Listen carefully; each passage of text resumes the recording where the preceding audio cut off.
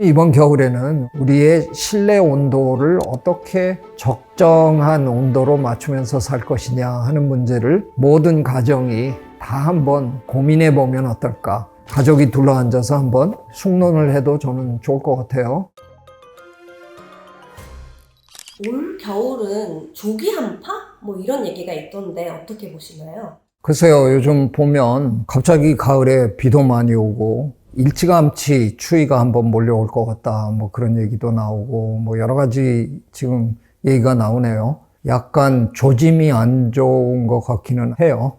요즘 보면 이런 일들이 수시로 벌어지잖아요. 지구온난화라 그러면서도 또 지난 겨울 한두 차례 보면 엄청 추웠잖아요. 기상학자들의 설명에 의하면 찬 북쪽의 공기가 제트기류를 따라서 남단하는 바람에 그런 일이 벌어졌다. 근데 그분들은 현상만 주로 얘기를 하시지 왜 제트기류에 그게 그렇게 바뀌었어요? 그러면 설명을 잘 안 하시더라고요. 그러다가 지금 또 최근에 나오는 얘기로는 어쩌면 가을에 라니냐 현상이 벌어질지도 모른다 하는 거를 세계보건기구가 발표를 했더군요. 라니냐 현상이 벌어지면, 라니냐는 태평양 수면의 온도가 동태평양 쪽에서 여름에 무역풍이 늘 서쪽으로 이렇게 불게 돼 있잖아요. 우리 지구의 해류가 움직이는 그 현상인데, 이게 언제부턴가 무역풍이 약해지면 그 따뜻한 난류를 서태평양 쪽으로 잘 못 밀어낸다는 거잖아요. 그러면 지금 만약에 그런 현상이 벌어지면 이번 가을, 겨울은 어떻게 될까? 뭐 온갖 예측이 난무하더군요. 그냥 한마디로 저는 이렇게 받아들이기로 했는데 이상기후가 또 많이 벌어지는 거구나. 근데 어쩌면 이번 가을, 겨울은 그게 좀 특별히 심할지도 모르겠다는 게 지금 아마 기상학자들의 걱정인 것 같습니다. 가을 장마가 있었잖아요. 그런 것도 마찬가지인가요? 이번이 처음은 아니에요. 그런데 이번에는 그 기간이 조금 예전에 비하면 좀 길었던 것 같아요. 이거 오래됐잖아요. 벌써 한 10몇 년 전부터 웬 태풍이 여름에 안 오고 가을에 오냐 뭐 이래서 가을에 우리나라가 태풍을 맞게 된 게 퍽 오래됐어요. 금년은 또 묘하게 가을에 태풍들이 여러 개가 남태평양에서 발생을 했는데 이게 전부 중국으로 갔잖아요. 한 개도 우리나라나 일본 쪽으로 안 오고 전부 중국 대륙으로 들이닥쳤어요. 그것도 참 전례 없는 일이라는 생각이 들어요. 근데 심지어는 또 최근에 한룽 태풍은 알래스카를 덮쳤더라고요. 역사에 알래스카는 절대로 태풍이 안 분다. 그건 아닙니다. 태풍이 거기까지 갈 수도 있는데, 네, 정말 그런 일이 지금 또 벌어졌어요. 참 별의별 일이 다 벌어지는구나 하는 생각이 들고요. 최근에 제가 접한 굉장히 흥미로운 뉴스 중에 하나는 아이슬란드에 모기가 발견됐다는 뉴스가 저희들 쪽에서는 굉장히 흥미로운 뉴스로 돌아다녔습니다. 한 번도 아이슬란드에서는 모기가 채집이 된 적이 없습니다. 처음으로 이번 가을에 아이슬란드에서 모기가 채집이 됐습니다. 무슨 소리일까?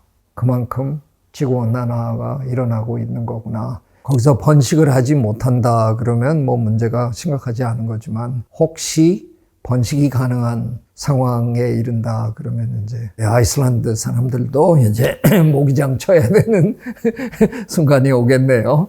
이런 모든 것들이 지금 지구촌 곳곳에서 하루가 다르게 벌어지고 있다. 그게 바로 기후변화로 인한 이상기후 현상이죠. 그건 부인할 수 없는 문제인 것 같습니다.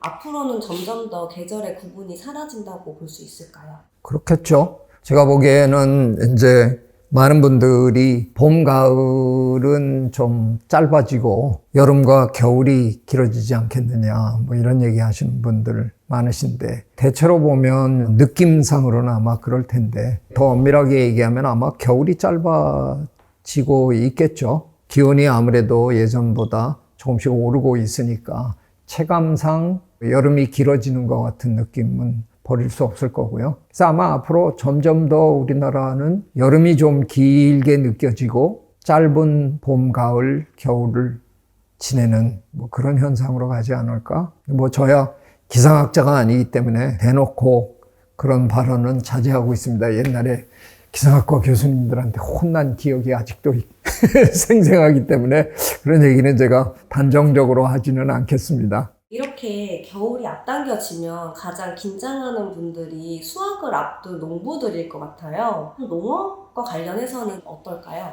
그러니까요, 이게 제일 중요한 게 우리 이제 식량 문제인데, 가을에 비가 많이 오면 여물지 못하잖아요, 곡식이. 가을에는 아침, 저녁으로는 선선한데, 낮에는 그냥 따끈할 정도로 이렇게 해가 쫙 내리쬐야 벼가 익으면서 우리에게 맛있는 쌀을 제공하게 되는 건데, 가을에 추적추적 자꾸 비가 오면 문제가 심각한 거죠. 벼가 키가 너무 크면 바람이 불면 이제 쓰러질 거 아니에요. 가을에 태풍이 잦고 가을에 바람이 세지니까 넘어지는 거죠. 그래서 또 연구를 해서 키를 낮췄습니다.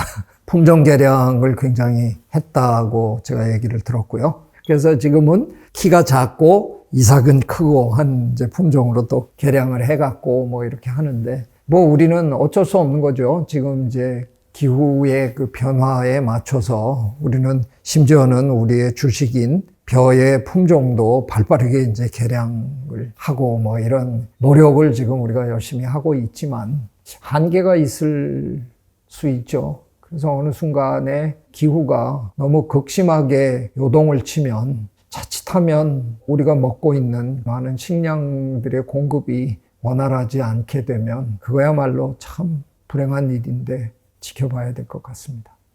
요즘에는 기후 대응이라는 말보다 기후 적응이라는 표현을 많이 쓰더라고요.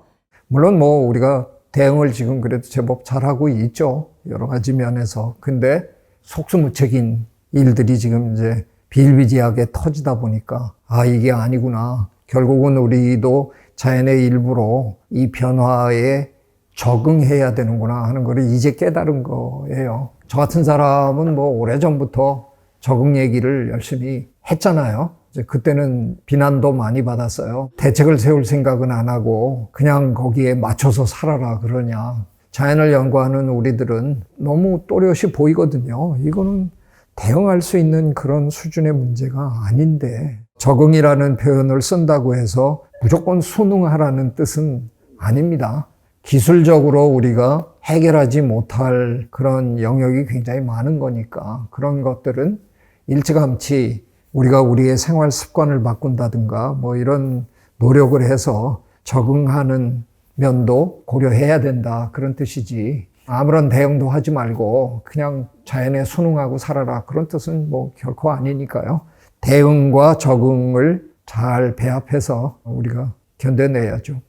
혹시 기후 적응을 생활 속에서 실천하는 그런 눈에 보이는 행동 같은 것들이 있을까요? 많은 분들이 이 상황을 정말 제대로 이해하신다 그러면 우리의 생활 습관에 정말 많은 부분들을 조금씩 고쳐나갈 수 있는 거죠. 적응의 차원에서. 우리나라 사람들은 분리수거도 참 열심히 하고 하시잖아요. 저는 오히려 우리나라의 경우에는 일반 시민보다 정부가 모자란다고 저는 뭐 비판을 하고 살았는데, 우리는 열심히 분리수거 해놓으면 그걸 가져가서 다 또 뭐 섞어가지고 그냥 막 태워버리고 뭐 이런다잖아요. 그건 참 너무 맥 빠지게 하는 거예요. 국민의 그런 애틋한 노력에 물을 끼얹는 일은 정말 있어서는 안 된다고 생각합니다. 그래서 우리는 머리로 이해하고 나면 행동으로 옮기는데 주저함이 없는 국민이거든요. 그래서 이런 문제들을 과학적으로 설명을 드리고 그걸 이제 이해하시고 나면 불편함을 감수하고 적극적으로 또 대응을 해 주시잖아요. 우리가 모르는 게 너무 많아요. 내가 분리수거 정도 하고 있으면 나는 충분히 개인의 차원에서 기후 적응을 하고 있는 거다라고 생각하실지 모르지만, 그러는 순간에 기후 적응은 뭘 어떻게 해야 되는 거야? 그리고 이걸 막 찾아본다. 그러면 내가 찾아보는 이 와중에 데이터 센터가 막 돌아가야 되거든요. 거기서 어마어마한 전기를 잡아먹고 있어요. 제가 이렇게 얘기하면 너무 섭섭하시겠지만 이거 사용도 좀 줄이셔야 돼요. 근데 이거는 마치 너무 많은 분들이 환경 파괴와 전혀 관련이 없는 것처럼 착각하시는 분들이 너무 많으세요. 저는 몇 년 전에 12월 제일 마지막에 쓴 제 글에서, 신문 글에서 전기 다이어트 좀 합시다. 그런 제안을 제가 한번 한 적이 있어요. 내 컴퓨터 그리고 내 스마트폰 꺼내서 필요 없는 것들 좀 많이 지우시면 그게 내가 매일 활용하고 있지 않아도 내 스마트폰은 그리고 내 컴퓨터는 끊임없이 서치를 하잖아요. 그러면서 계속 저 데이터 센터를 계속 움직이고 그걸로 인해서 전기 사용량이 끊임없이 늘어나는 거고 배터리 계속 날아가는 거잖아요. 우리 몸의 체중만 다이어트 할 게 아니라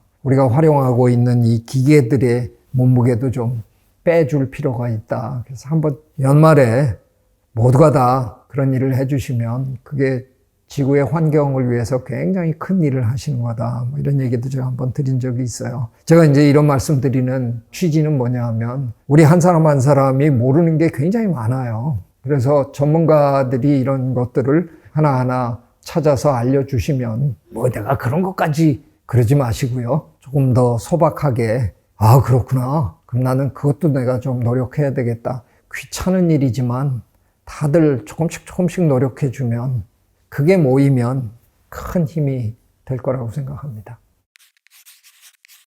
제 서양 친구들을 미국 친구들이나 유럽의 그 친구들을 만나러 가보면 때로는 당황스러워요. 집이 추워요. 집 안에서도 그 사람들은 신발 안 벗고 사는 대체로 그런 문화잖아요. 그래서 우리처럼 발이 시렸거나 이런 걸 못 느껴서 그런지 집 안에서도 그냥 신발도 신고 그냥 바깥에서 입던 옷과 크게 다르지 않은 그런 집안 평상복 차림으로 집안에서도 이렇게 선선한 수준을 유지하면서 잘 때만 두툼한 이불로 덮고 코끝은 시원한데 그런 상황에서 자고 그래요. 저는 사실 그거 굉장히 좋아하거든요. 코끝이 시원한 상황에서 이불 목까지 이렇게 덮고 자는 걸 되게 좋아하는데 얼마 전부터는 보면 저를 포함해서 대한민국의 많은 분들이 한겨울에도 혼입을 덮고 이불도 안 덮으시고 차도 멀쩡할 그런 실내 온도를 유지하고 사시잖아요. 어마어마한 전력 낭비, 어마어마한 기름 낭비를 우리가 아마 하고 있는 걸 거예요. 조금 겨울에도 약간 춥게 사는 거 해보면 어떨까 그런 생각 저는 종종 합니다. 근데 저도 잘 못하면서 그러라고 말씀드리는 게 참 겸연쩍긴 한데 이번 겨울에는 어쩌면 되게 추운 겨울이 될지도 모른다라고 얘기하시는 기상학자들도 계시고 어쩌면 되게 따뜻한 겨울이 될 거다라고 예측하시는 분도 계시더라고요. 뭐 어찌됐든 겨울은 추워야 제맛이니까 아마 바짝 추운 날이 한동안은 있을 거예요. 겨울다운. 그거에 상관없이 조금 이번 겨울에는 우리 모두 우리의 실내 온도를 어떻게 적정한 온도로 맞추면서 살 것이냐 하는 문제를 모든 가정이 다 한번 고민해 보면 어떨까. 가족이 둘러앉아서 한번 숙론을 해도 저는 좋을 것 같아요. 겨울에 집 안에서도 갖춰 입을 옷 다 갖춰 입고 따뜻한 차 마시면서 조금은 시원한 그런 온도를 유지하면서 한번 겨울을 지내보시면 뜻밖의 생활비가 많이 절약되는 걸 한번 경험해 볼 수도 있지 않을까. 이번 겨울에 어차피 지금 예측이 막 엇갈리는 이상한 겨울이 될 것 같은데 한 번쯤은 우리가 조금은 적극적으로 적응해보는 연습을 한번 해보면 어떨까. 전 국민이 실내 온도를 스스로 한번 잘 조정해보는 그런 겨울이 되면 좋겠다. 제가 한번 제안해 봅니다. 구독, 좋아요, I love you.